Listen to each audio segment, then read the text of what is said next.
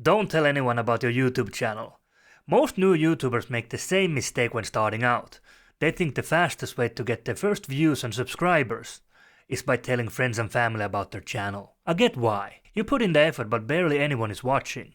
So you start thinking, if I just share my videos with people I know, maybe that will get things rolling. But that's actually one of the worst things you can do. When I first started on YouTube, I made this exact mistake. I told friends, family, and even posted my videos on social media, but instead of helping my channel grow, it actually slowed it down. In this video, I'll break down exactly why sharing your channel too soon hurts your growth, how the YouTube algorithm actually works, and what you should do instead. The truth is, YouTube is designed to find your audience for you, but only if you let it. If you don't know me yet, I'm Tommy ML. I've been on YouTube on and off for almost 2 decades, and I teach creators how to grow their channels and communicate better on camera. I made all the mistakes so you don't have to, and today I'll show you how to grow your YouTube channel the right way. When you upload a new video, YouTube doesn't just push it out to everyone. It first tests your video by showing it to a small group of people it thinks might be interested. Then it watches what they do. Do they click? Do they watch for a long time? Do they engage? If those first viewers stay and enjoy the content, YouTube takes that as a sign to recommend it to more people. But if they click away quickly, the algorithm assumes your video isn't interesting and stops pushing it out. Now, here's why sharing a video with friends and family can mess this up. Most of the people in your life aren't actually interested in your content. Let's say you start a filmmaking channel, but your cousin doesn't care about cameras. They might click your video just to be nice, watch a few seconds, then leave. Or maybe you post your links on Facebook and an old coworker clicks out of curiosity. But they aren't your target audience. And what does YouTube see? It sees people clicking on your video, then immediately leaving. That tells the algorithm that your video isn't keeping viewers engaged. So it stops recommending it to others, even the people who would love your content. And it gets worse. If you convince friends and family to subscribe, it might feel like a win. You hit 50, maybe 100 subscribers. That should help, right? Wrong. When you upload your next video, YouTube will first show it to your subscribers. But if those people subscribe just don't support you and aren't actually interested in your niche, they won't click. And when YouTube sees that even your own subscribers aren't watching, it assumes your content isn't worth recommending. That's one of the fastest ways to kill your channel's momentum. Even if people in your life are supportive, that can sometimes be a problem too. When you get a lot of encouragement early on, it gives you a dopamine rush. The same chemical that makes you feel good when you accomplish something.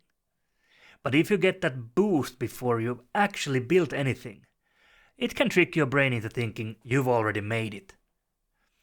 Instead of focusing on improving your content, you might feel like you're further along than you actually are. And then, once that early excitement fades, so does your motivation. This is one of the biggest reasons people quit after just a few videos. On the flip side, not everyone will be supportive. Some people will doubt you. Some might even make fun of you. You might hear things like, YouTube, you think you're gonna be famous. Nobody makes money on YouTube unless they already have a following. Why are you wasting your time on this? Even if people don't say anything outright, you can feel the judgment. And if you're not confident yet, that can completely shake your belief in yourself. A lot of people quit right here.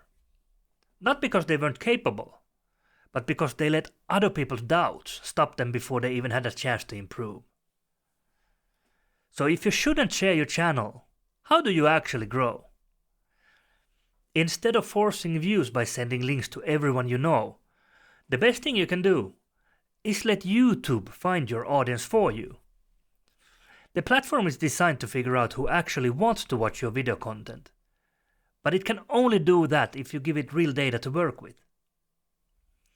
Another thing that makes a huge difference, your titles and thumbnails. If people don't click, YouTube won't push your video. A strong title and thumbnail can be the difference between nobody watching and a video taking off. And then there's the content itself. If people aren't watching your videos all the way through, the hard truth is that your videos aren't engaging enough yet. And that's okay. That's something every creator has to work on over time. The best way to keep people watching is to improve your pacing, make your delivery more natural, and focus on storytelling. Because that's what actually keeps viewers engaged. Once your channel has momentum and YouTube is already recommending your videos, sharing won't hurt as much.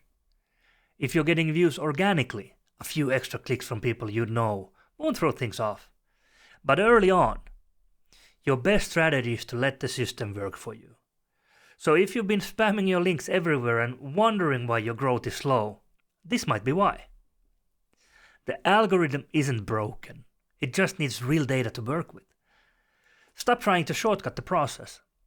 So don't tell people about your channel too soon. Don't force the views. Let YouTube do its job. Because real growth doesn't come from convincing people to watch. It comes from creating videos people actually want to watch. And the key to making that happen, keeping them engaged from the very first second to the last. So in this next video, I'll show you exactly how to write YouTube scripts that maximize watch time. Because if you don't master this, your channel's growth could stall before it even starts. Click here and I'll see you there.